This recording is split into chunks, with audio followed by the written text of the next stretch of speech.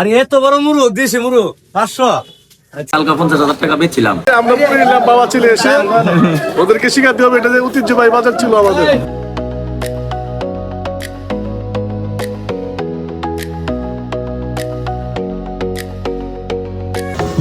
Finally আমরা গজেরিয়া বাজারের উদ্দেশ্যে রওনা হয়ে গেলাম।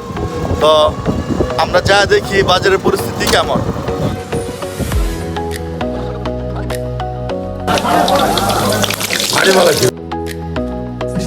বলতে গেলে গজেরিয়া ইউনিয়নের ভিতরে যদি পুরি এবং গুলগুল্লা যদি সঠিক স্বাদ পেতে চান চলে আসুন গজেরিয়া বাজারে নুর ইসলাম কাকার দোকান। বেচা কিনা কেমন আজকে? আছে বলতে ভালো, অন্য দিনের থেকে কি আজকে বেশি না কম? ভালোই বেশি। বেশি। কাকা কি নিলেন? এই যে মাছ লইলাম, ডাঙ্গা লইলাম। সস্তা না দাম?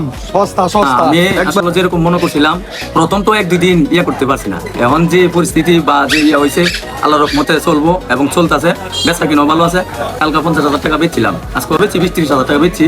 এবং বাজার যে 2 দিন ধরে এরা যে উদ্যোগ নিছে, উদ্যোগটা সুন্দর উদ্যোগ। কালকা আপনি মনে করেন যে তরকারি আইছে বা মাছ আইছে সবকিছু শর্ট করছে, 2টা গুরু জব করছে, এটাও শর্ট করছে। আজকে ইনশাল্লাহ কালকার থেকে আরো বেশি।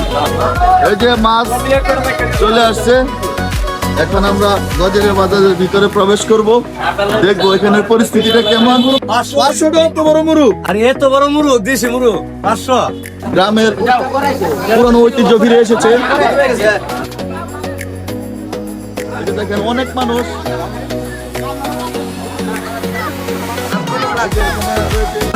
চিনাই হাঁস, তারপর রয়েছে দেশি মুরগি, আরো রয়েছে চিনাই হাঁস। তো এখানে রয়েছে বাজার কমিটির নেতৃবৃন্দরা।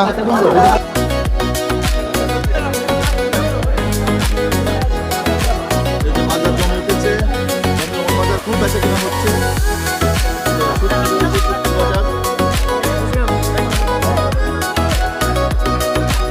কত মানুষ, এই মানুষগুলোই তো আমরা বিভিন্ন গ্রামে বাজারে গিয়া বাজার করতে।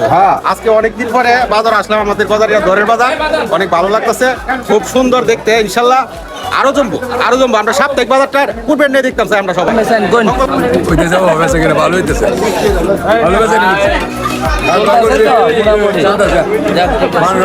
দেশি গরুর দুধ, দেশি গরুর দুধ, হাঁসের ডিম। এই যে ঐতিহ্যবাহী যে নুর ইসলাম কাকা ছিল, ওনার পুরীর দোকান। আজকে কত টাকা সেল করলেন এই পর্যন্ত? প্রায় 2,000 টাকা সেল করছেন। তো আরো কত টাকা বিক্রি করতে পারবেন আইডিয়া? দেখতে পাচ্ছেন। তো এখন চলে যাব মাছের বাজারে। এই যে দেখতে পাচ্ছেন দেশি মাছ।